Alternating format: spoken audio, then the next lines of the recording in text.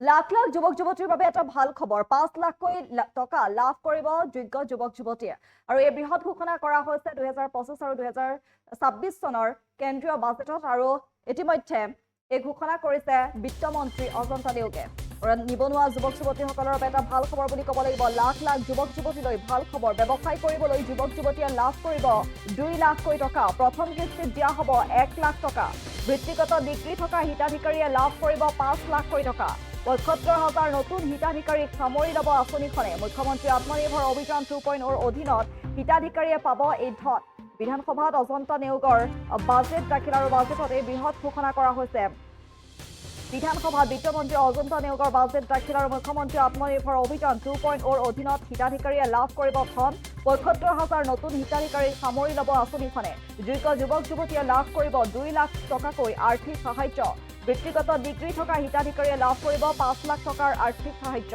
আৰু এই বৃহৎ ঘোষণা কৰা হৈছে আৰু লাখ লাখ যুৱক যুৱতীৰ বাবে এয়া এটা ভাল খবৰ বুলি ক'ব লাগিব কিয়নো ব্যৱসায় কৰিবলৈ যুৱক যুৱতীয়ে লাভ কৰিব ২ লাখকৈ টকা প্ৰথম কিস্তিত দিয়া হ'ব ১ লাখ টকা ইফালে বৃত্তিগত ডিগ্ৰী থকা হিতাধিকাৰীয়ে লাভ কৰিব ৫ লাখকৈ টকা ৭৫,০০০ নতুন হিতাধিকাৰীক সামৰি ল'ব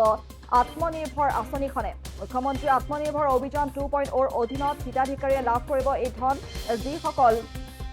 যুৱক যুৱতী আছে সেই যুৱক যুৱতীসকলে যদি আত্মনিৰ্ভৰ অভিযান 2.0 বাবে আবেদন কৰে যোগ্য হিতাধিকাৰীয়ে লাভ কৰিব এই ধন আৰু বিধানসভাত অজন্তা নেওগৰ বাজেট দাখিল ইতিমধ্যে কৰা হৈছে আৰু লাখ লাখ যুৱতীৰ বাবে এই ভাল খবৰ দিছে ব্যৱসায় কৰিবলৈ যুৱক যুৱতীসকলে ২ লাখকৈ টকা লাভ কৰিব প্ৰথম কিস্তিত দিয়া হ'ব ১ লাখ টকা ইফালে বৃত্তিগত ডিগ্ৰী থকা হিতাধিকাৰীয়ে ৫ লাখ টকাকৈ লাভ কৰিব ৭৫,০০০ নতুন হিতাধিকাৰীক সামৰি ল'ব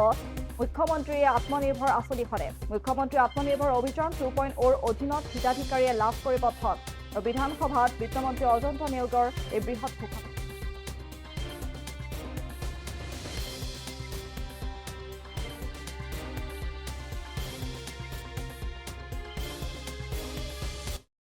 অভিযান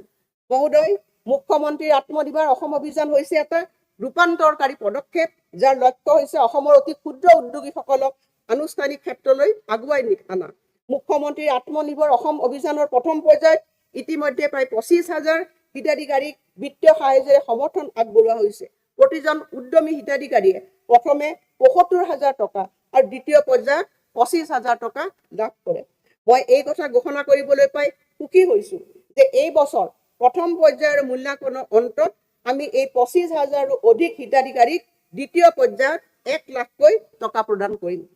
তদুপৰি মুখ্যমন্ত্ৰী আত্মনিৰ্ভৰশীল অসম অভিযান 2.0 অধীনত আমি ৭৫,০০০ নতুন হিতাধিকাৰী এই বছৰত সামৰি ল'ম আৰু ইয়াৰ সৈতে এই ১ লাখ যোগ্য যুৱক যুৱতীৰ প্ৰতিজনে ২ লাখ টকাকৈ আৰ্থিক সাহায্য লাভ কৰিব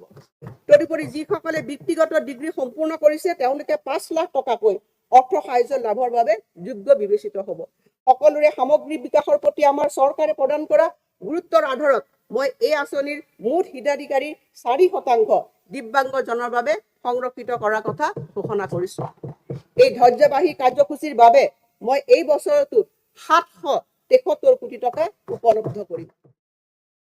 যিকোনো খবৰৰ বাবে যোগাযোগ কৰক 7099017330 লগতে 7099017110 নম্বৰত